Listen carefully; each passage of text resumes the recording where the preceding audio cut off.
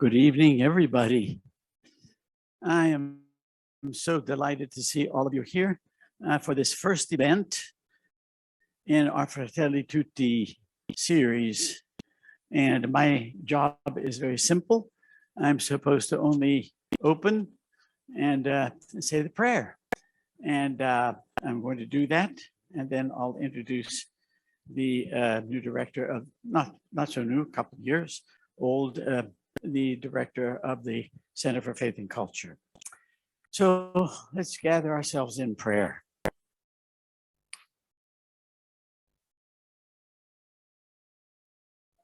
In the name of the Father, and of the Son, and of the Holy Spirit. O Holy Spirit, enlighten us, guide us, strengthen us, and console us as we gather here this evening to learn more deeply what it means to walk together our life journey as brothers and sisters of one human family.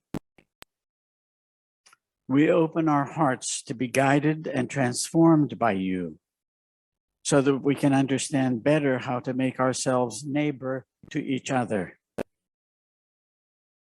We know that as we travel along the road of life, we have met and will continue to meet the wounded along the wayside,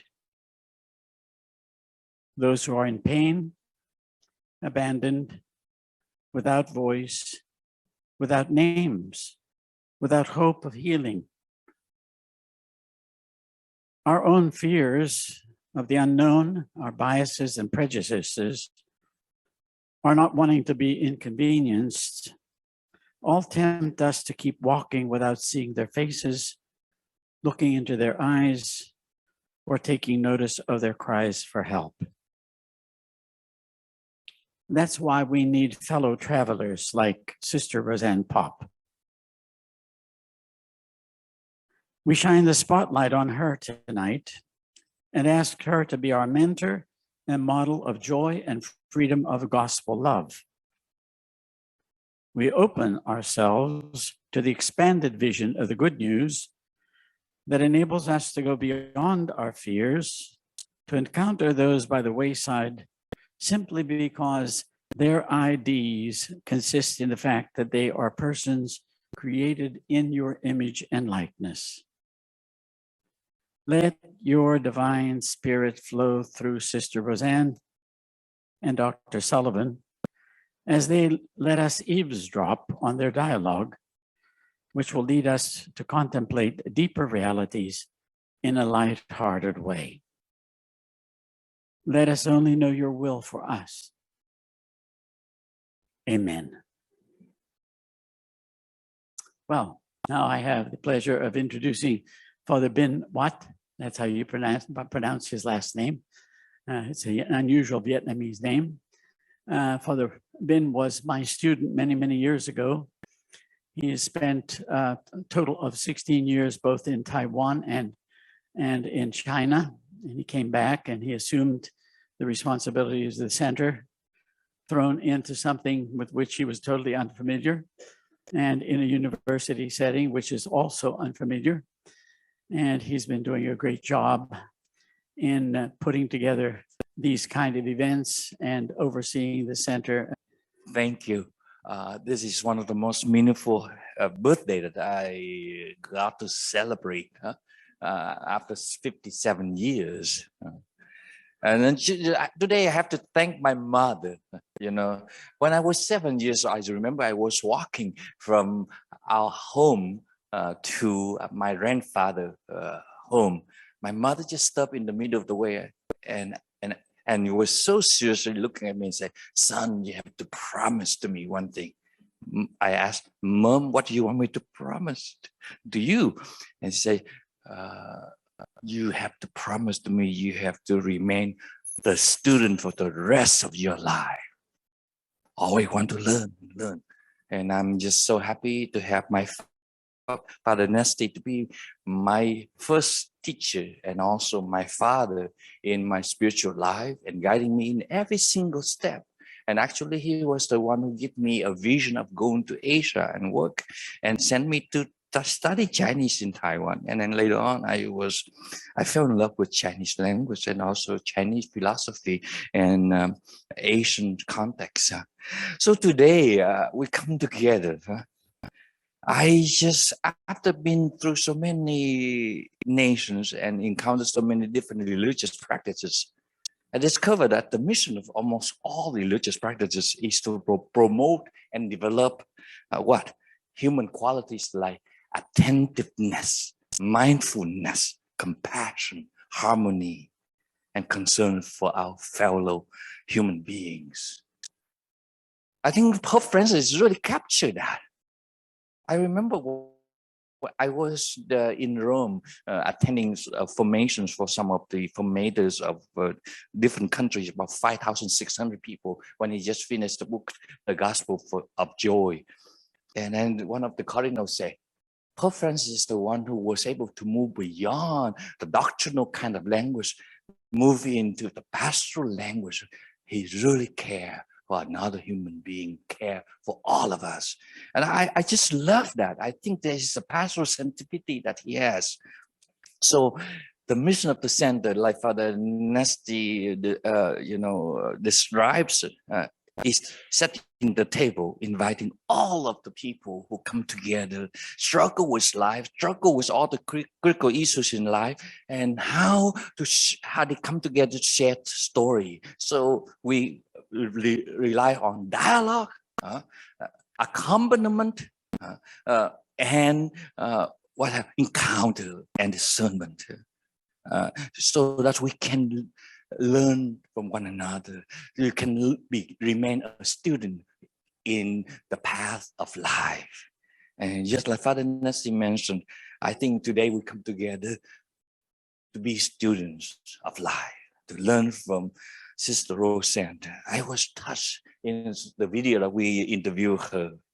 She said, one of the interviewer asking her, Sister, where did you get all of the motivation to do all the works? You start very early during the day and you finish very late during the day.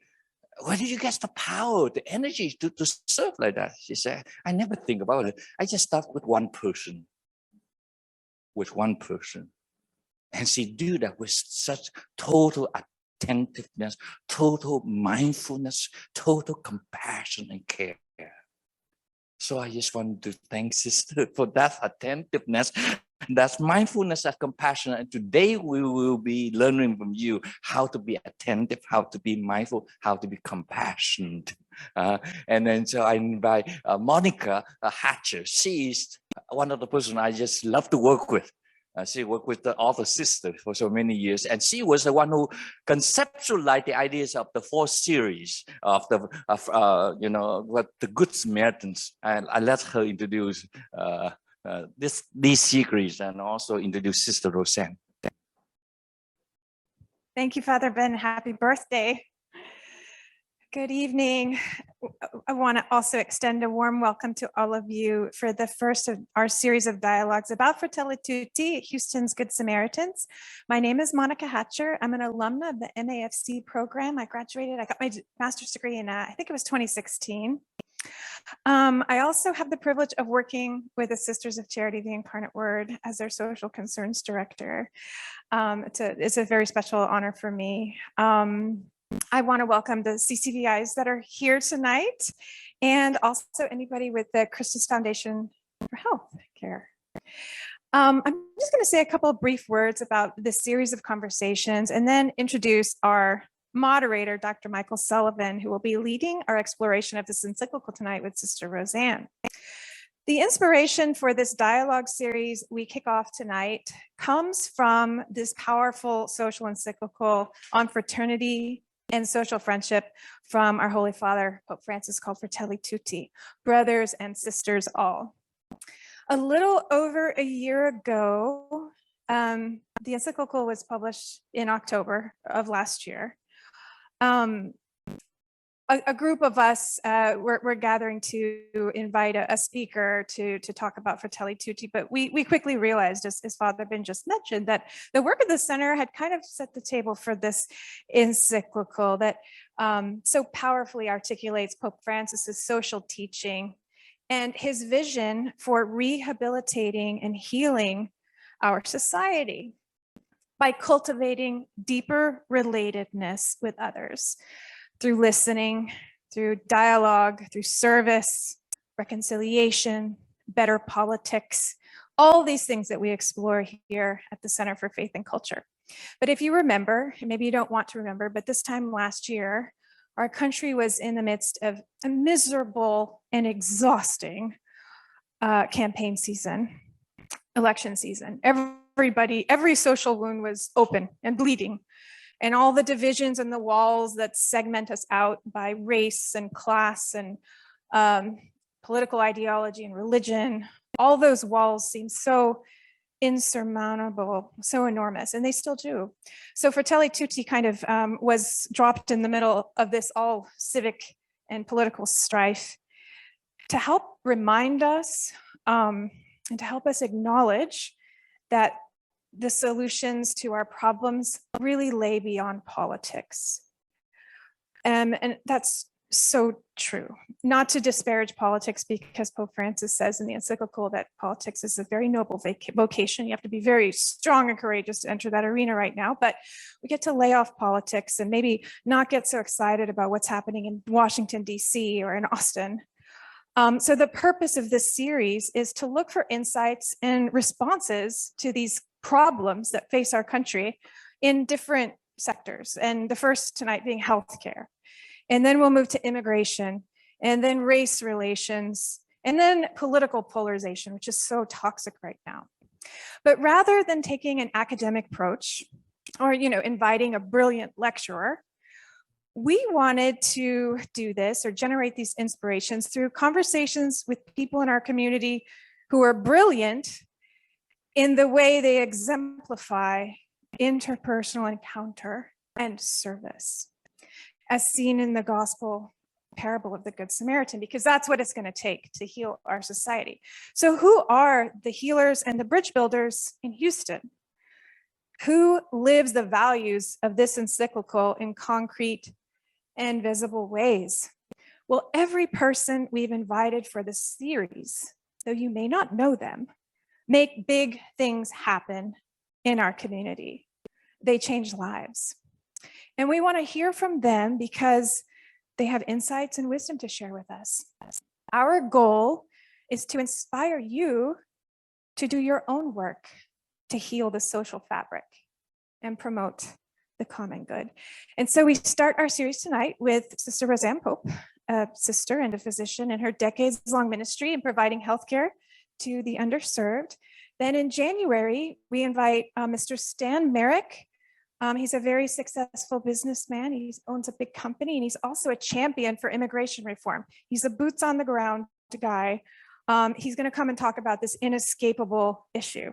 Then in the spring, it's very exciting. We're going to hear from Fort Bend County Judge K.P. George on the theme of cultivating civic life and social charity. And then we'll finish out the program, I think, in the summer with Mr. Larry Payne, who is a friend of the center and a beloved civil rights activist in Houston. And he's going to lead us in looking at dialogue and reconciliation in community policing, which is another really big issue facing our country. So all of the speakers in our series, with the exception of Judge George, who we just couldn't reach, were honored last month as faithful citizens by the center. And so we're so grateful for allowing us to break open their experiences and explore their lives. We hope that you will continue to join us over the next year for these wonderful opportunities. So our lead speakers in all these 4 events will be interviewed by moderators who are really no less exemplars of service and integrity. And that includes our moderator for tonight, Dr. Mike Sullivan. I just met Dr. Sullivan, I guess 2 nights ago over the phone. We just chit-chatted a bit, and I could see why the sisters have treasured him for so long. He seems very kind. Dr. Sullivan has extensive experience in the field of healthcare, so he's the perfect person to interview Sister Roseanne. He's had a variety of clinical, administrative, and executive leadership positions. He began his career actually with St. Joseph's Hospital here in Houston, where he started as an orderly, so cleaning rooms. And then he, okay. Bed sisters, I presume. He progressed there to become a nurse, an RN position, supervisor, administrative director, COO for an acute care hospital, and then vice president for healthcare region. He now serves as associate professor here at UST in the Peavy School of Nursing undergraduate and doctoral programs, and serves as the chair and program director for the graduate studies and Title V grant initiatives. He has so many degrees. He has a doctorate in healthcare management from LaSalle University, a doctorate in bioethics, and a Master of Arts in bioethics and health policy from Loyola in Chicago, a master in from the University of Houston, Clear Lake, and a bachelor's from UT medical branch at Galveston. Dr. Sullivan told me that one of the sisters, he's worked with Christus, or with the sisters for 40 years. One of the sisters who's still at the Villa, Sister Edwin, you told me, had said that the sisters boast that they actually raised Dr. Sullivan. And then he said that somebody came up behind him one day and asked him what it was like growing up in an orphanage. So Dr. Sullivan, thank you for being here tonight. And we look forward to a really wonderful conversation. Please welcome Dr. Sullivan. You know, this is like homecoming to see everybody again. Yeah, I still have the original check stub. Yeah, I made $2.31 an hour in 1974. And that was a raise from coming from a restaurant. And the sisters were very, very generous to us, because if you work 3 to 11 or 11 to 7, it was 25 cents an hour. That's $2 a shift. Guess who did it? And it paid college tuition back in those days. Yeah, but yeah, working with Sisters of Charity and then Christus Health, it was a family. It was a family, and I am forever grateful for that opportunity and experience. I kind of feel strange up here tonight. I wanted to ask Father Ben, did you say it's your 57th birthday? Mere child, happy birthday. Yeah, and many, many more, just a mere child. So anyway, Sister Roseanne and I go way back. We go back to the Southwest Clinic was when we first met.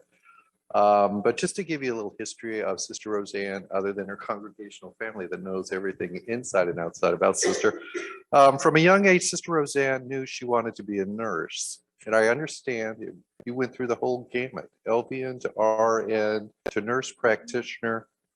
And then after achieving a status of a nurse practitioner, her goal was just to serve the poor. And she decided to pursue her dream of going to medical school. And she found family medicine to be a good fit for her. In addition to her service as a family physician, she felt called to enter into the sisterhood. Sister Roseanne Pope began her physician career in a rural community outside of San Antonio, and then spent 2 years working along the borders in the Laredo area.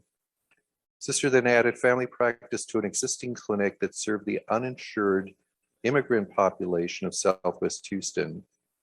And after 10 years of service there, opened a smaller family medicine clinic on the southeast side of Houston, serving the same population. Serving an underserved immigrant population has been a passion for her since her first days as a nurse. Knowing that she actually is changing lives by offering health care to those who might not have access to it otherwise is quite powerful. Outside of her clinic and congregational responsibilities, I can personally attest that Sister Roseanne makes a mean chocolate chip cookie, and is such a huge fan of the Houston Astros that at one time she threw out the first pitch. Sister is board certified. Would we expect anything less? Sister is board certified family practice physician. She received her medical degree from the University of Texas Health Science Center at San Antonio and completed her family medicine residency at McLean Family Medicine Program in Waco. Sister recently received the University of St. Thomas Faithful Citizen Award for 2021. Please join me in welcoming Sister Roseanne Pope.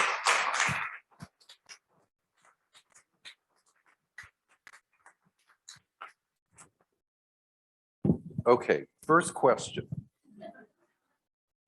Yes, sir.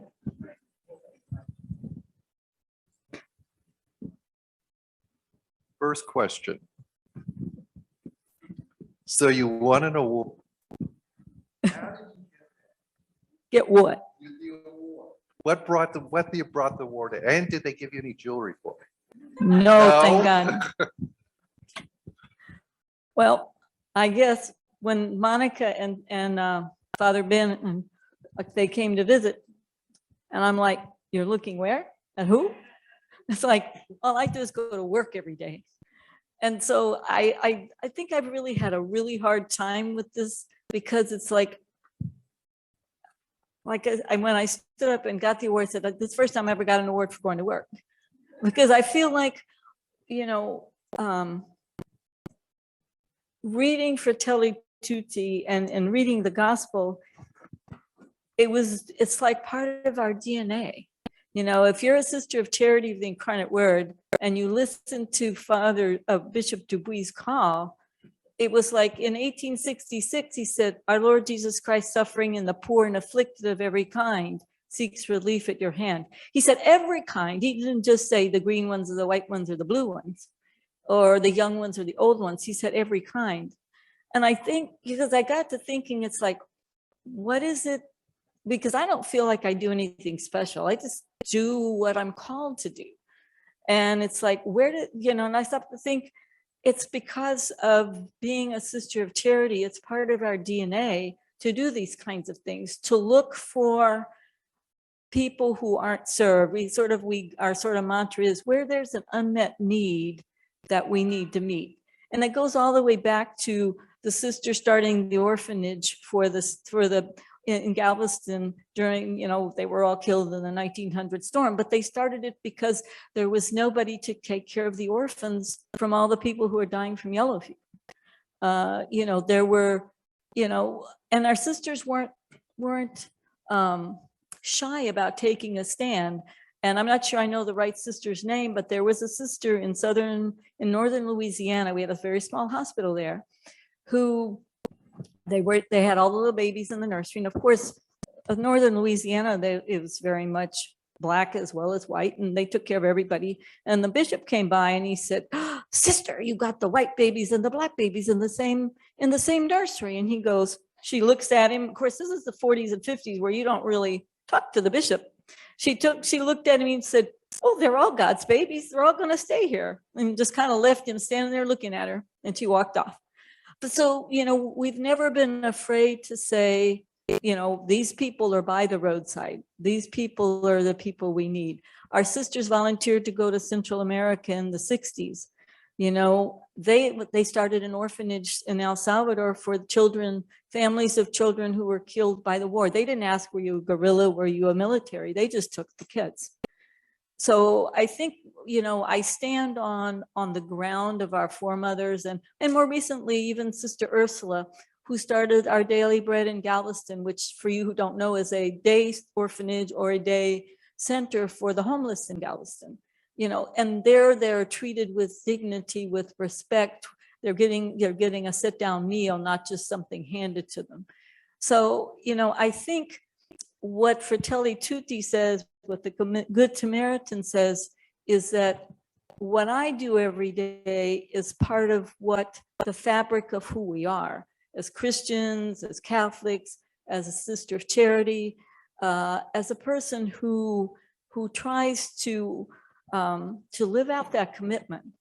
And, for me, my passion is healthcare, is looking for the people who fall between the cracks of everywhere else.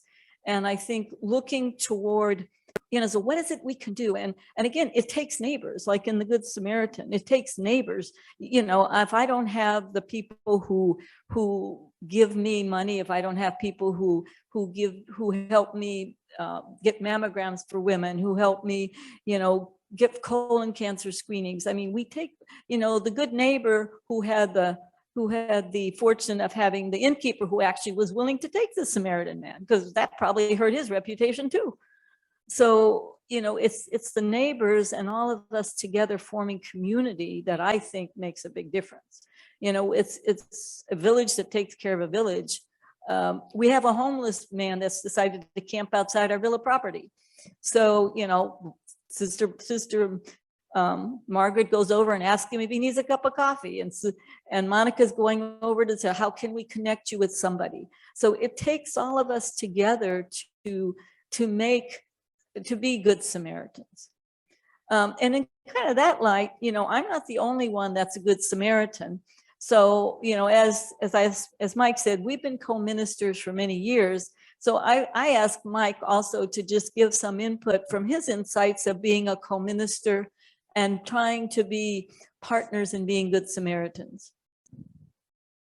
I do what I'm told.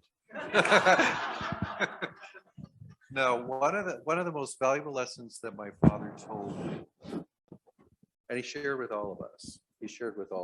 He said, and I'll never forget it. He said, don't you ever look down on another individual in your life.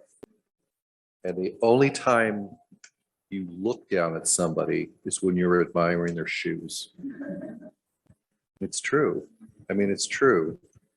So one of the ways that I began to be involved in the community and in community health was we saw at St. John, when we were missioned at St. John, we saw a significant need for healthcare in our secondary market in Dickinson, which was about 12 miles from the hospital.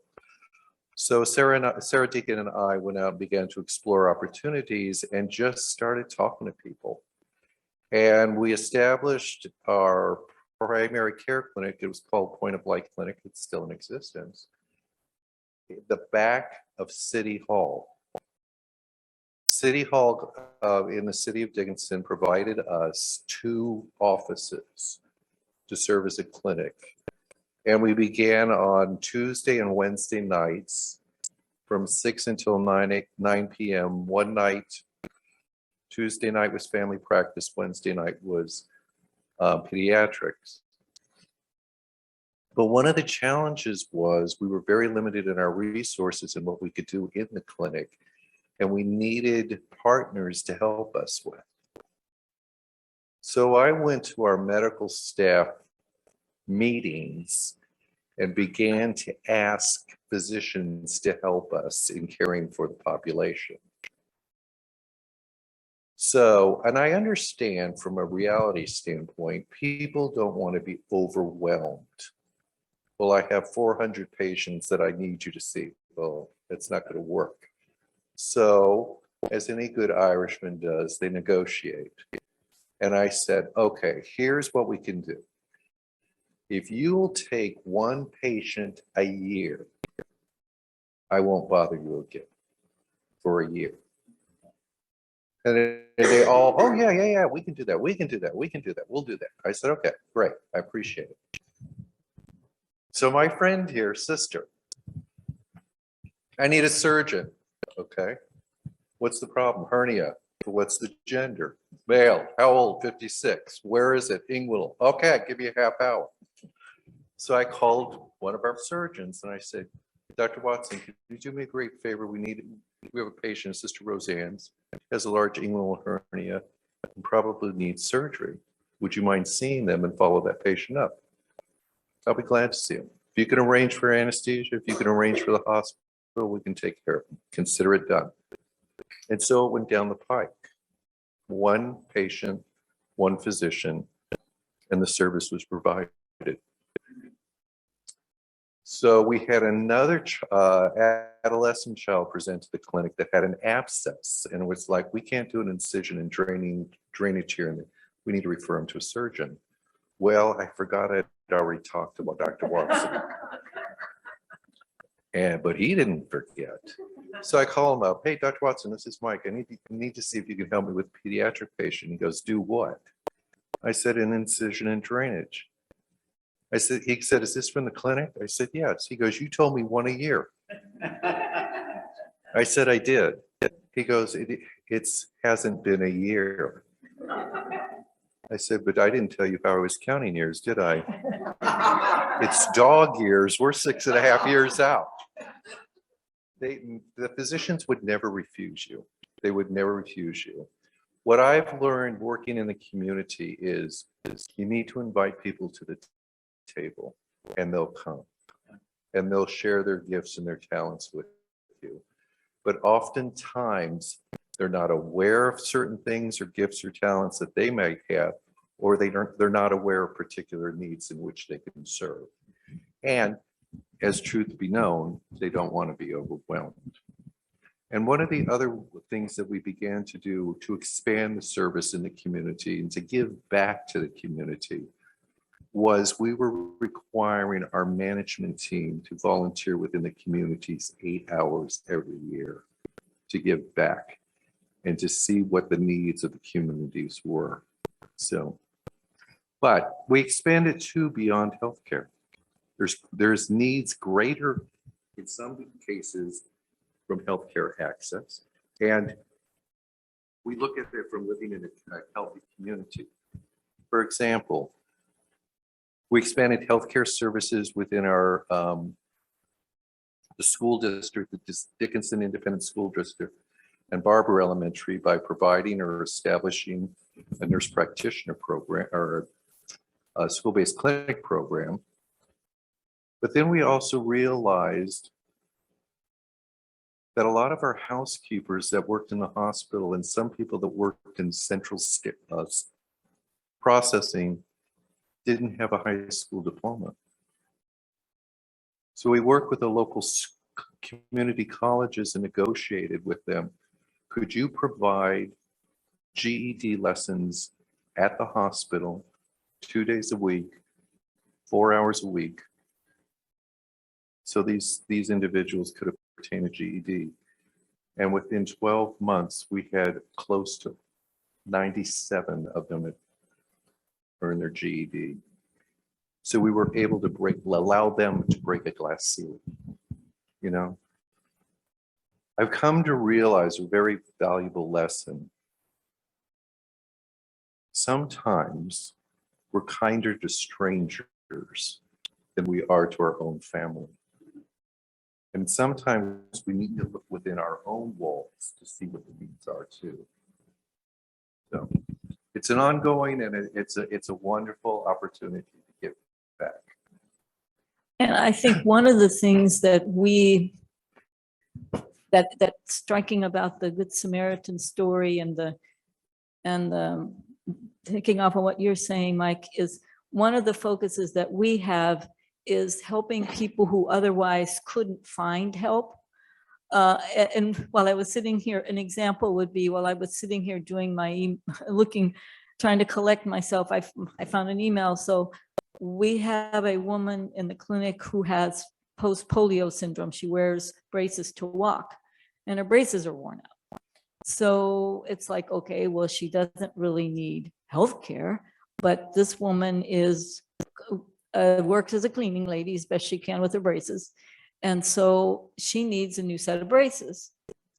So of course we know a partner who will help us, make the braces for her. And then we can of course help her pay for them, which she could never afford. But I think the gift that we can bring especially is helping people realize their potential and get past those barriers that they don't know how to get past, whether that's a barrier of education, whether it's a barrier of access. You won't realize how much people really want to take care of themselves. And people will say, well, I don't want it free. I just want something I can pay for, And again, it takes the community. We've partnered with the Houston Food Bank. If you don't have food, you don't really care about medicine.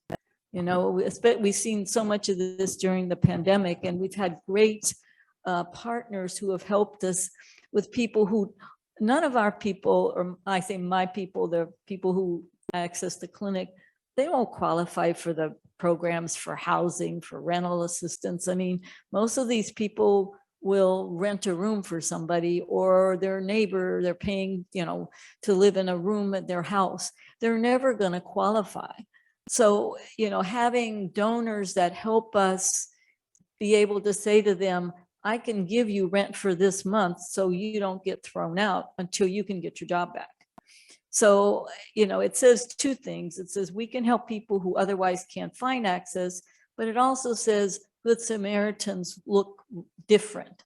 That person who obviously has quite a bit of money because they gave us a substantial grant, that person really is a Good Samaritan, because if he hadn't been generous enough with his money and knowing that he trusted us to use it, we couldn't do what we do. So, I think there's always two aspects. There's the aspect of meeting people who couldn't otherwise be helped. And then there's the inclusiveness of knowing that many people can help in many, many different ways. And, I had forgotten the little part about one person at a time, but that's kind of what we do. You have to focus on what you can do for your little piece of the world. And we all have to take responsibility for our little piece of the world. And I think if we all did that better, then we would be able to, then there would be more of what Monica was talking about, of having more fraternity instead of more divisiveness, So I think, we really hadn't planned a long talk. I think the only, the other kind of topic we kind of wanted to talk a little bit about, and I think I've sort of started it, is, how can we all be Good Samaritans? You don't have to do anything big and special to be a Good Samaritan. And I think that one of the biggest keys is noticing, is like, if they had noticed the people across the street that were living in the tent and bothered to check on them, they wouldn't know anything.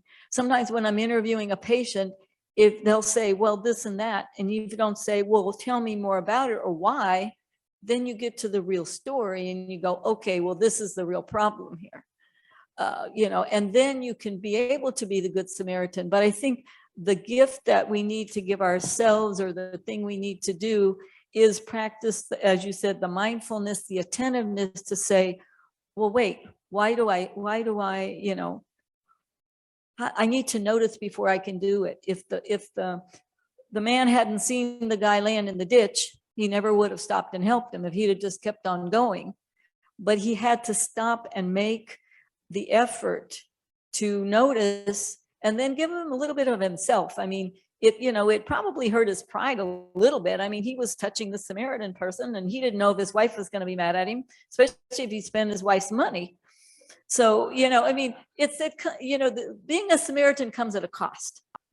A cost of your time, a cost maybe of your money, a cost maybe of your reputation, So I think, if we leave anything today from my part, is like, being a Good Samaritan is a call that we need to be attentive, we need to pay attention to, and then we need to be able to be willing to give of ourselves, however that is. And I'm going to sort of end my little piece with the story, and then maybe I'll say something else. But, Good Samaritans come in strange and funny boxes. A couple of days ago, I had a new patient come in the clinic. She was a 70-year-old lady with a walker, and the nurse said, I couldn't get much of history out of her. She just didn't seem like she had it all there. I said, okay. So, because they knew I was going to be asking why the history looked kind of strange. So I walked in and I introduced myself, and what are you here for? And she said, well, I'm a diabetic and I had a stroke. Like, okay. So we determined that all her body parts worked and she could walk and talk at the same time. But she really had some beginnings of dementia, because she knew she lived in Houston and she knew where her address, but that was about it. Didn't know anything else, what day it was. She didn't know who was president. She didn't know all the usual questions that you ask. So I'm thinking, okay, this is good. And I said, who lives with you? Nobody. I live by myself. And I'm like, this is good. I said, how'd you get here? My neighbor brought me. So it turned out that I had just seen the neighbor as a patient as well. So I went out and I said, okay, well, how am I going to get this lady medicine? What are we going to do? She's not going to be able to figure out even how to go home. So I went to talk to the neighbor lady and I said, so, you know, we need to order medicine. She said, oh, yes, we'll help her get it from the pharmacy. Well, it turns out the lady lives by herself in the neighborhood, but all the neighbors take care of her. I said, how does she eat? Well, you know, on Tuesday, she goes to this one's house. On Wednesday, she goes to this one's house. And I said, and about her medicine. Well, we have a box and we keep her medicine and we go check on her and we make sure that she takes her medicine. I said, now, if that isn't the Good Samaritan story, what is? You know, and it really, it was just the neighbors taking care of the little old lady. So, you know, Good Samaritans come in all shapes and forms. You know, to me, it's like if you see, you know, here on campus, somebody that's lonely, somebody that doesn't seem to have friends, somebody that's, you know, kind of being not shunned, but sort of, you know, left out. That's a Good Samaritan. So that's all I have to say. Yeah, when you look at the story of the Good Samaritan, everybody knows the story of the Good Samaritan. But there's some nuances in the story of the Good Samaritan. I think the theme of the story is a change of heart. And when you go through the story, I don't know if the lawyer's heart was ever changed, because there's a nuance at the end when he says, because, you know, the Jewish people at that time and the Samaritans had no use for each other. It was a big division. They didn't integrate at all. But when the question was asked, and who of the three was neighbor to the man that was injured, all he could say was the one who showed him mercy. He could never admit it was a Samaritan. So I don't know if his heart ever was changed. He could never admit it was the Samaritan that did it. And I think sometimes we find ourselves in the same boat. They don't deserve our help. They brought this on themselves. They got what they deserved. And we're not here to judge anybody. We're not here to judge anybody. When you look at the priest and the Levite, I don't think they were bad people.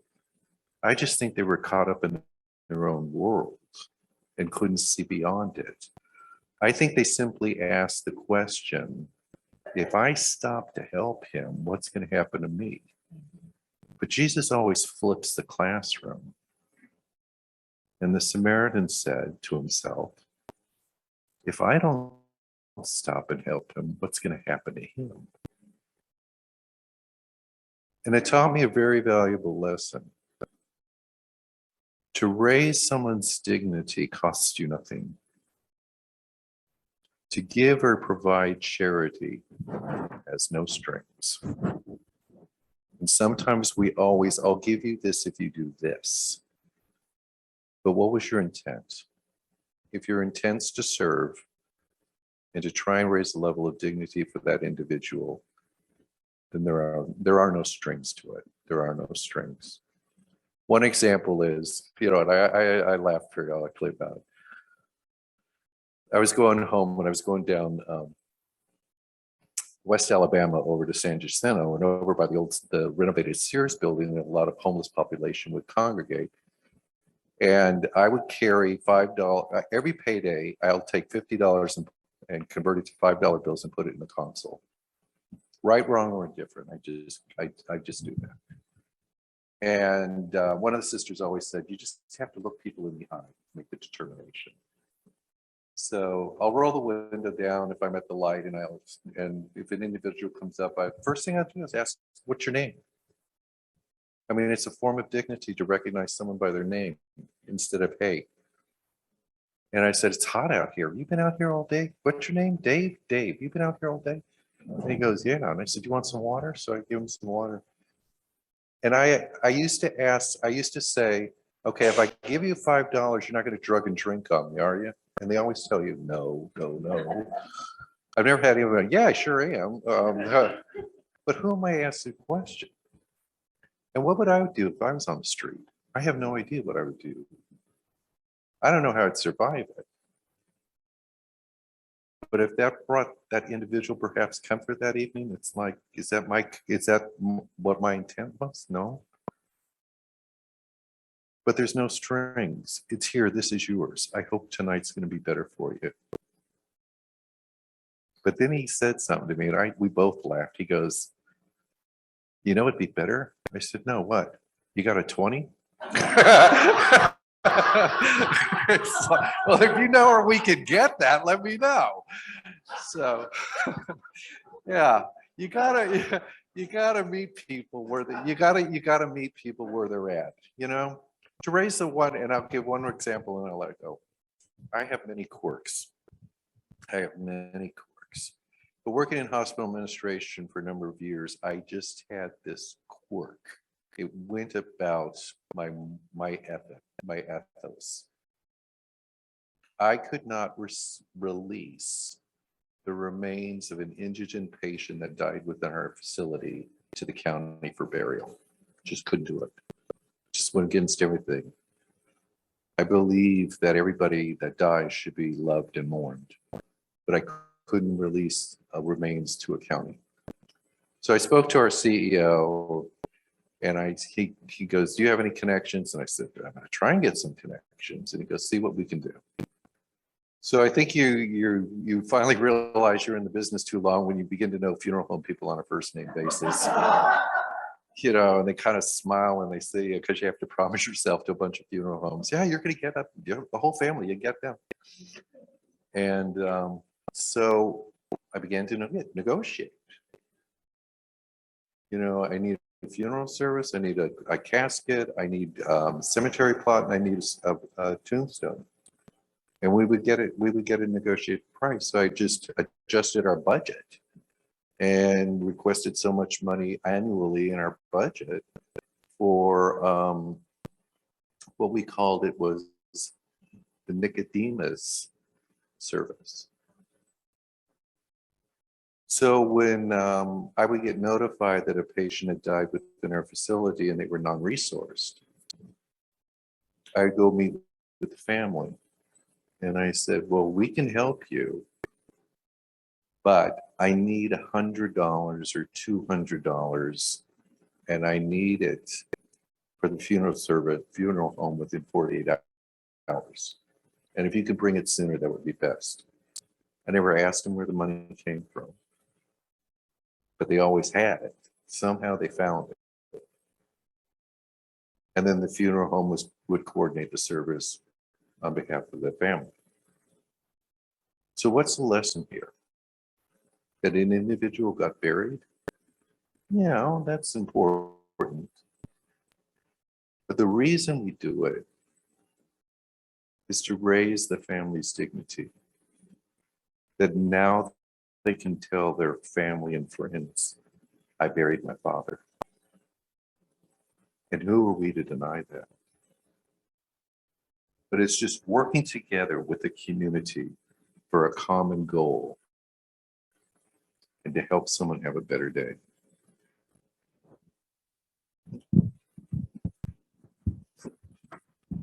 Well, I think we've probably, we've extended our, yeah, I think, you know, in bringing us all together, I think we've all sort of have examples of ways that we have moved into the community and drawn into the community of doing what we do in our daily life. I mean, part of getting people buried in, you know, healthcare is part of what's Mike's job, but how he does it is being the Good Samaritan. So I think it comes back to, you know, it's what I said at the beginning. I said this, you know, I don't feel like that, you know, like this word was kind of strange to me because it was a hard time for me to feel like, well, geez, I didn't do anything special to get it. I just went to work. And I think that's sort of the example of what we want to set here tonight is that you don't have to write a book. You don't have to be a peace negotiator. You know, the other two people that have gotten the awards have done, you know, a lot more public kinds of things. But I think maybe what I represent and what Mike represents tonight is that you can just be the ordinary go to work person and still make a huge difference in people's life. And I think one of the things that I tell myself when I go home and I'm grumpy and it's like, why did this patient do that? And they're going, and it's like, if I can go to bed at night thinking that somebody's day was better because of something that happened or I helped facilitate that day, then I was a good Samaritan and my job was done for the day. So I think that's kind of the measuring stick for being a good Samaritan, not, the big things we do, which everybody looks at, but as Father Ben said, it's the one person at a time. Is somebody's life better today because I passed through it and was able to do something? So with that, I'd like to end it unless Mike has some remarks. No, I think you covered it. I wanted to close with one statement that I learned a long, long time ago. I never forgot from Sister Anselm Ryan. And I think it's applicable, especially to you tonight, sister.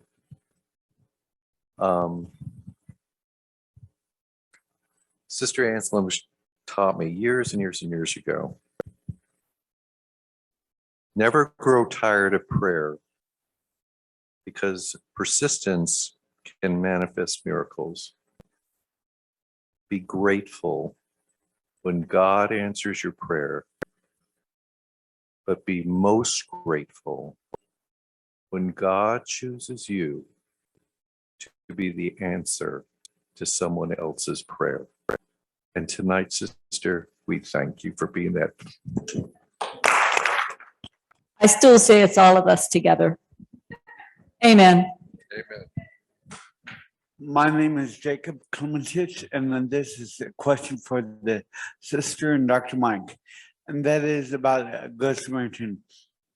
On October the 28th, there was a special session for the Harris County Commissioners Court, and during that session, I brought up the story of the Good Samaritan, and I used them where the person asked the people passed by for help. Like, okay, let's see, there are different religions in us, the African allies, but that like they might be Muslim or who knows, maybe even, God forbid, atheists, but usually Muslims or some, there are some Christians with them. What I wanted to say is, in the Good Samaritan story in the Bible, there's an acknowledgement of the injured person crying out for help be brought forth, or is it just him lying by the side of the road? Did John understand that? Okay. Was he crying for help or just lying there? Yeah. Or ask him for help. Now, my imagination says he was just lying there, but and the story sounds better if he was just lying there, because then the person had to take notice. I'm sorry? They thought he was dead. Oh, I didn't think he was dead. But it doesn't matter whether he was dead or he wasn't dead, if the person still had to go over to that person and respond to him personally, which I think was the gift, because he didn't know if the person was dead or alive till he went and actually touched the person, which the Samaritan would have had a hard time doing, or the other people anyway. Well, if he was dead and somebody went and touched him, they would become ritually unclean. Right.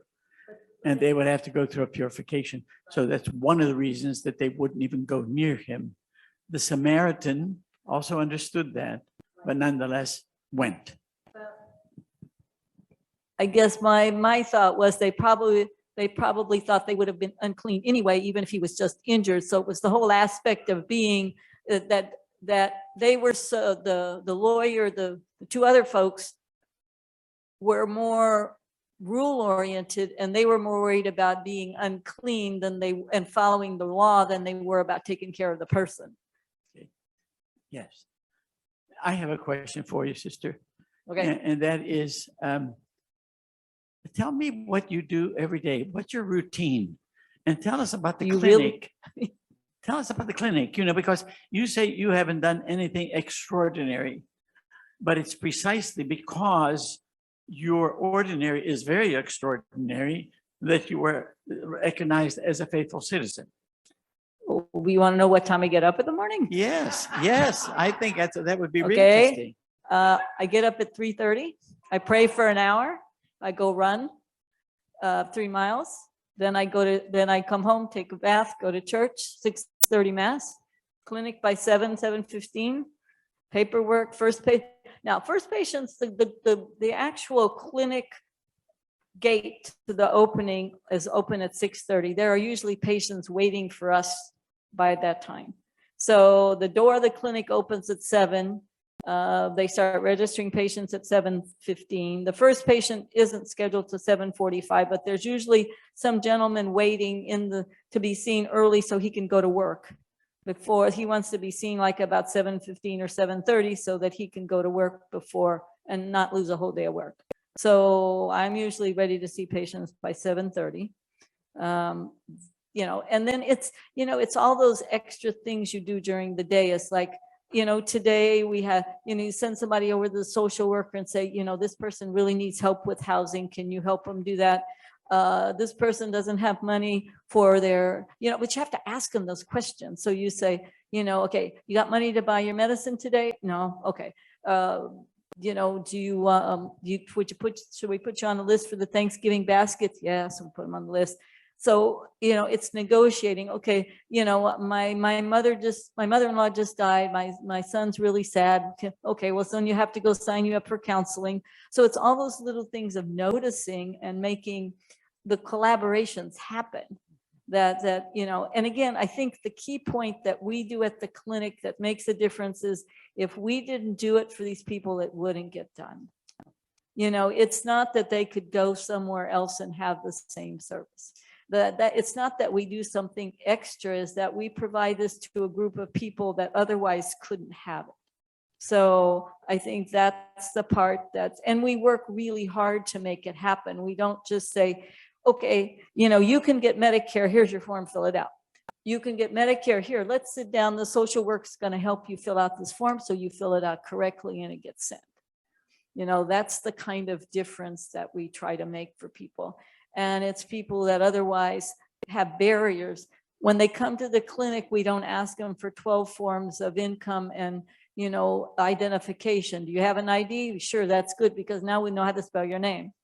Do you have $35, which is the visit? Yes. Okay, here's $35. So, well, I only have 10. Well, that's good. We'll take 10 and keep right on going. So we really try to decrease barriers. If you're 10 minutes late for your appointment because the bus dropped you off late, well, if we can work you in, we work really hard to do. So I think it's it's the service to people who otherwise couldn't get it that makes us special. And it's like I said, our partners, like where else could they go get screening mammograms? And, our partners will then help us if they detect breast cancer to treat them. We work with MD Anderson. Where else could they go to get a screening? Even if they have colon cancer, get treated or preventive treatment. It's our job is to help them access places they couldn't otherwise get to. And I think that's the special thing we do. I have one follow-up question, and I'll let somebody else. It's obvious that you are the energized bunny. Okay. Hyperactivity has its But place. let me ask you this question. Have you ever come to a point where you said, I'm at the end of my rope, I can't do it anymore? Sometimes, and then you just go home and sit for a while, and then you go, okay. Then you go back tomorrow, and then you go, okay, maybe I don't want to do this anymore. And the person then tells you, thanks you very much, and said, you know what? If I couldn't come here, where would I go? And you went, okay, I can keep going. If they can keep going. When we worked at Southwest Clinic, as Mike said, I had a nurse that used to say, if I ever complain about anything, kick me. Wow. When you hear the stories, especially the immigrant stories, you say, you know what? I don't know if I could walk in their shoes. but I get a chance to put some socks on the shoes sometimes and make them a little more comfortable. Thank you. Somebody else? Sister, I have kind of a follow-up on that. Because I didn't know you woke up at 3:30 in the morning to pray. Because sometimes I know you're the first car that I see sometimes when I get to work, and you're the last car that I see in a parking lot at night. So I mean, you're probably very tired right now. But I was listening to a YouTube video the other day, and it was about meditation and people seeking enlightenment. And the person who was leading this talk was saying, you know, you're not going to grow if you're not out there serving. That service is a catalyst for spiritual growth. Can you talk about your spirituality and your prayer life and how that feeds your service and vice versa? Like, is it kind of a symbiotic thing, or could you do what you do without your deep spirituality? What role does that play in your being able to do the work you do? Well, I think I live out the gospel value by the kinds of work we do. And again, it comes through the charism of our congregation. That's the lens through which I do that. Now, if I didn't pray every morning, if I didn't have that time of sitting quietly in the morning, you know, I think, you know, I wouldn't have the inner strength. And, you know, people laugh at me in the morning, on Saturday mornings. I always say it's my therapy time, and I fiddle in the yard. You know, I may dig a plant, I may do this, but it's a quiet time. I don't listen to the radio. I don't put on music. It's a quiet time of just being and letting myself, you know, just relax in doing something physical without doing something mental. I don't play the radio in the car very often. You know, driving home from mass to the clinic is my quiet time. You know, that's, you know, sort of after mass time, quiet time. So as my spiritual director used to say, you know, you don't have a lot of big times, you use your little times for quiet times. You know, I sit in the clinic at night sometime in the evening. I don't go home to do my work because in the clinic it's quiet and I'm there by myself. And yes, I'm not answering phone calls. I'm just doing stuff, but it's a quiet time. And, you know, Eucharist, you know, liturgy, don't get to pray hours, liturgy hours as much, but we have our own little private prayer time at night. But yeah, I mean, you have to have, you know, faith without works isn't any good, but works without faith isn't any good either. So, you know, I think it takes the grounding of knowing why we do what we do, right? So we're not just do-gooders in the world, but that we really, you have to have the grounding to keep treating people with dignity and respect, and you have to have that be grounded, I think. Mike, would you like to add something? No, I totally agree with you, and I firmly believe the way that you interact with an individual might be the first gospel they ever heard. And why would you want to miss that opportunity? You know? I have a question, Sister and Dr. Sullivan.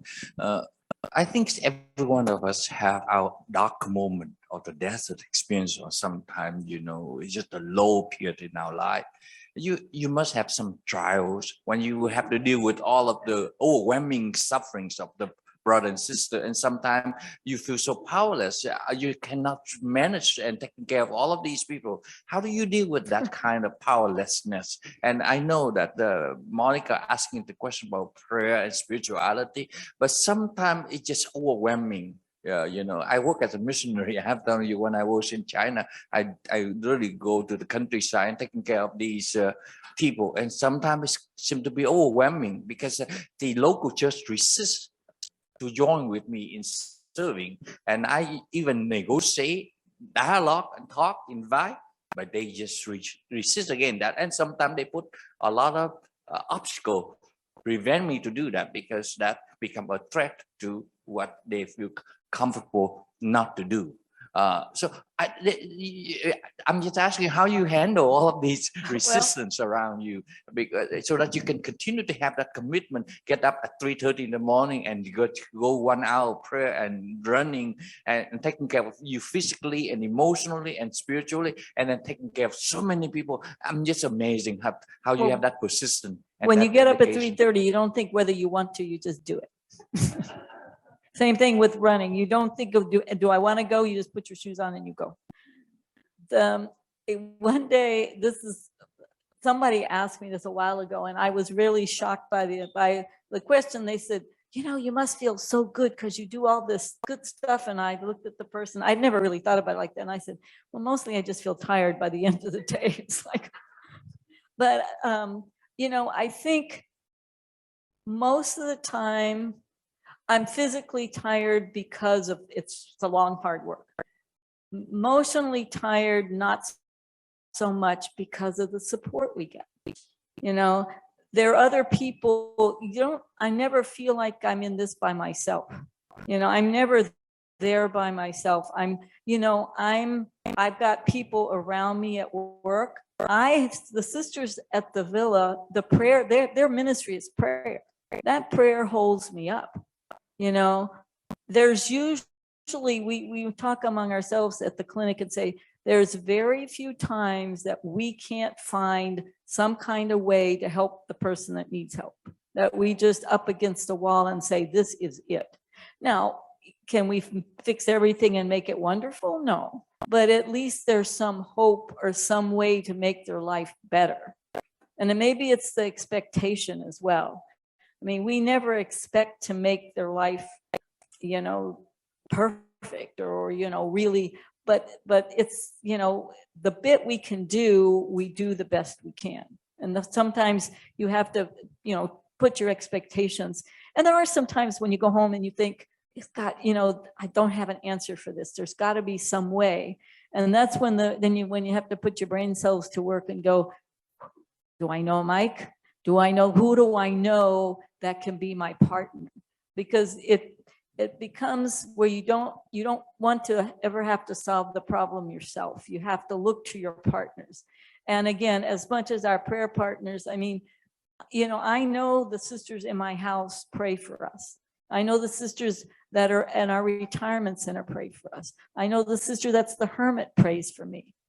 And that really makes, I don't always think about that, but sometimes I have to go home and I say, okay, God, I have no idea how we're going to help this person. You best figure it out. And 99% of the time, as Mike says, there's a person who is the answer to that prayer. Sorry, I have a question. I'm actually a student here. And in one of my theology courses, we're learning basically about some of the issues in the medical field, where once a certain person or a certain group of people get too many patients, they start seeing the people who they're taking care of as mere bodies instead of a human person, like you said, with a dignity. So how would you recommend medical professionals deal with that? I'm not sure your question is, how do you keep from having people be commodities instead of people? Is that your question? Yes. I think it has to be your inside yourself. Mm-hmm.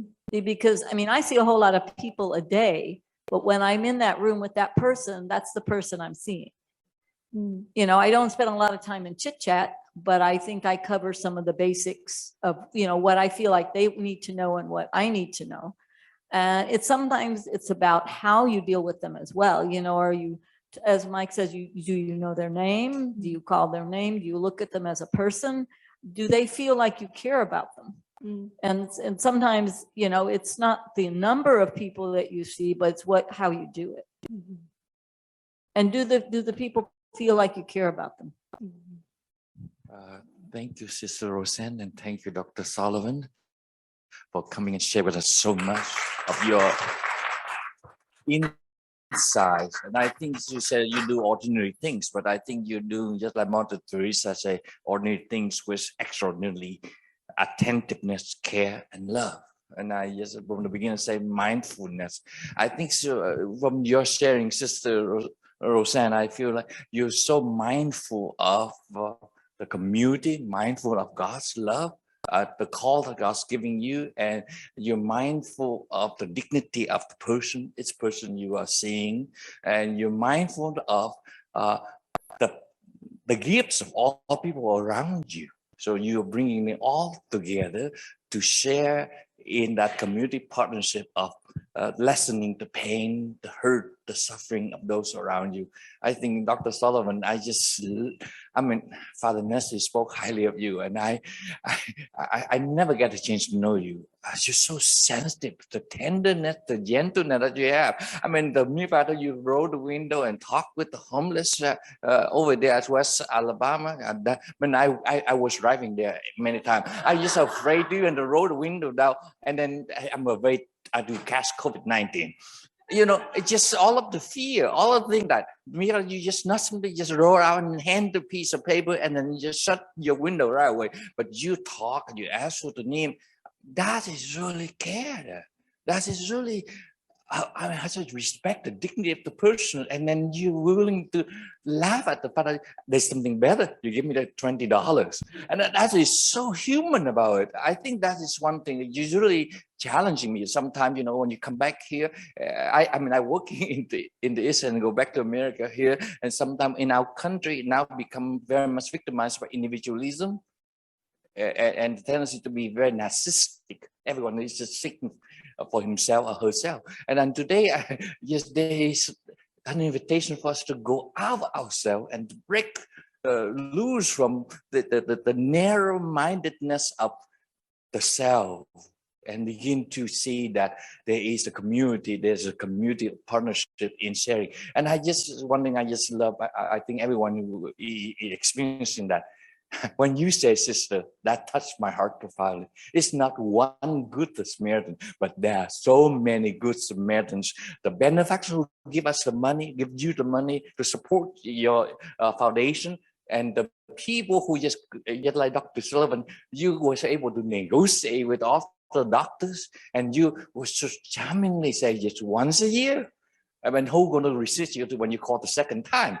Because I think just the charm that you have, the gentleness that you have, I think that's all we need to learn. And that's why Father Nestle keep talking about dialoguing. And today I learned from both of you the skills of dialogue. It's really amazing, because I think you don't focus on yourself, you focus on the other person. And that's why no one can resist your invitation to to enter into partnership, sister. And so I just want to thank, and then I just want to hand over to Monica to do the wrapping, because I think, Father Nestle. So can you lead us in prayer, Monica? Okay. I mean, Monica says before at the beginning, says, "I'm so nervous. Don't get me go up there." But she was so beautiful. She was amazing. I sit there and say, "God, let me give her an applause." Thank you so much, because we have the series because of Monica. That's her passion, her vision. When she read that Fratelli Tutti, the encyclical, and she began to see, we need to be able to identify the good Samaritans. And today, Sister and Dr. Sullivan, you really opened our eye. You are good Samaritans, but because you are good, because you have identified others, good Samaritans, other people to invite to join with you to become good Samaritans. So thank you so much. And now, Monica. All right. Well, thank you all again for coming this evening for this wonderful opportunity.